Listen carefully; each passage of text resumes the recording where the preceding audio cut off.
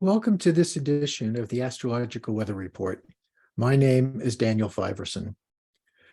George Santayana, who was a Spanish and American philosopher, essayist, poet, and novelist, wrote, "Those who do not learn from history are doomed to repeat it."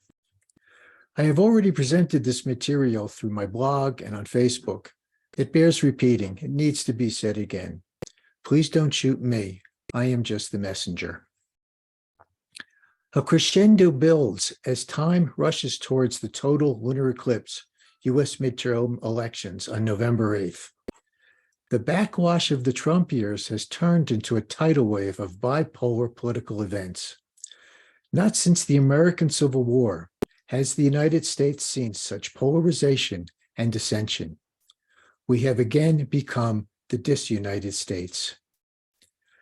Many of us find it surprising to understand how so many people can hold on to the creeds professed by Donald Trump in the face of the legal encirclement tightening around him, his family, and his cohorts. His followers are hell-bent on dividing our country. Why have so many people become so angry and disenfranchised in such a massive wave of populism? Like many others, I'm appalled by the violence that is occurring, but I understand it.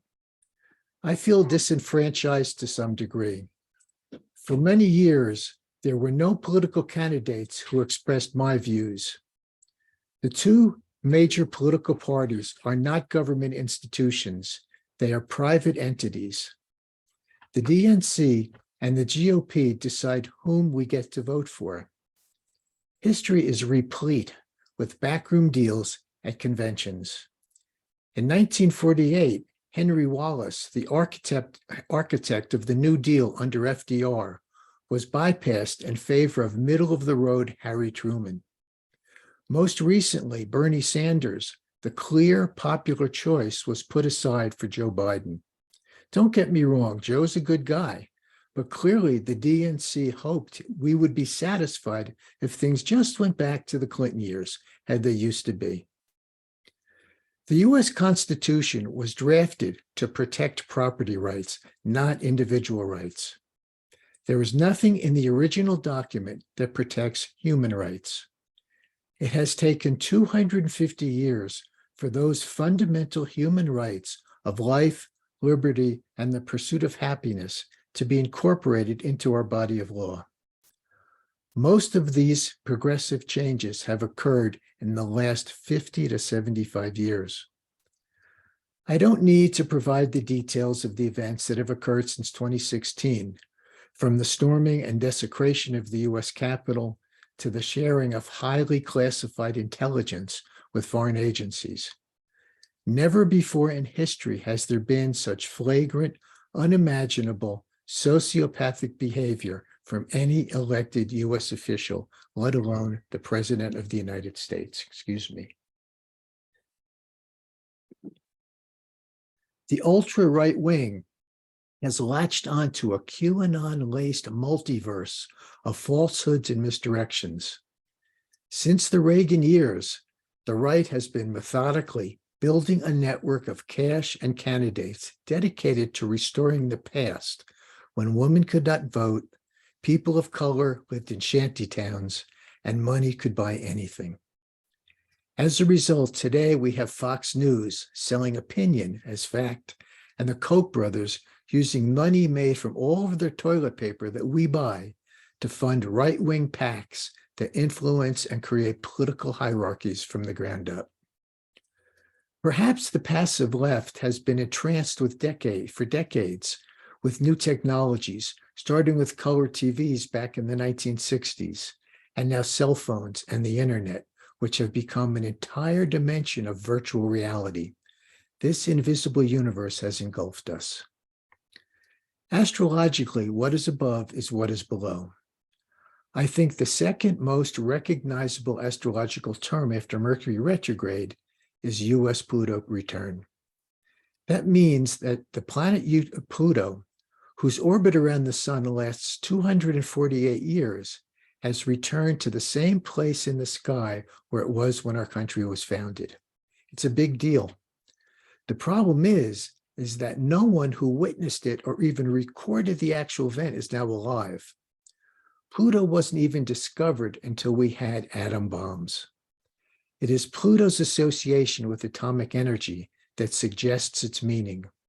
When we talk about Pluto, we're talking about power.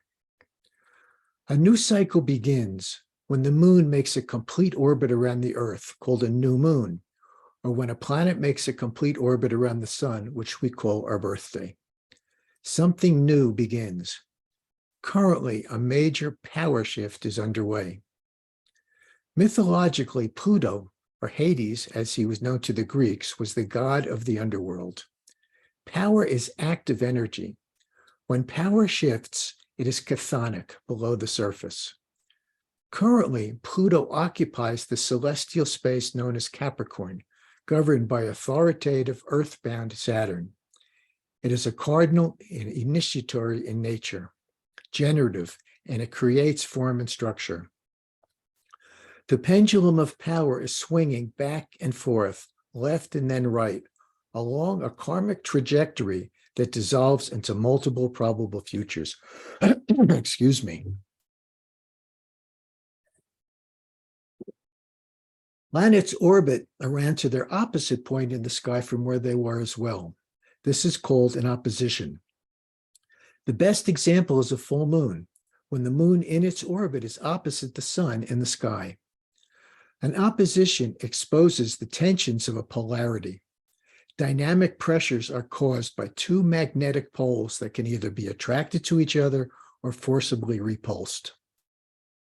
It takes Neptune 156 years to orbit the sun. The last time that Neptune was where it is now, in its own sign of Pisces, was during the years leading up to the American Civil War. Americans took up arms against Americans over fervent beliefs. The flashpoint was slavery. Neptune and Pisces are about our most profound beliefs, what we're willing to die for. It is a little-known inconvenient truth that more Americans died on the fields of Gettysburg, Pennsylvania, than on D-Day on the beaches of Normandy, France. A singular, foreboding event also looms on the horizon as the U.S. Uranus Return unfolds beginning in 2025 and lasting until 2028. This last occurred during the American Civil War from 1859 to 1861, and then again during the Second World War from 1941 to 1945.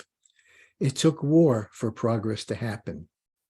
At the end of the war between the states, a United States consortium of individual states began to merge as a single entity and actually became the United States. At the end of World War II, the United States emerged as a world leader. I certainly do not endorse the practice of war to resolve political issues, but we cannot ignore history. So how do we come to terms with so many discordant, traumatic, and divisive energies? The future does not yet exist, except perhaps in some parallel universe, and there are many versions. During the first few centuries of the Common Era, a Hellenist culture flourished along the Nile as a syncretization of Greek and Egyptian knowledge emerged. A key figure of this period was Hermes Trismegistus. It is unknown if he was an actual living person or a divinity, but in either case, he was the amalgamation of the Hellenic Hermes and the Egyptian Thoth. An emerald tablet that first appeared in Arabic texts of the 8th and 9th centuries contained what we now today call the Hermetic principles. The first of these metaphysical principles is that the universe is mental. We create our reality with our thoughts.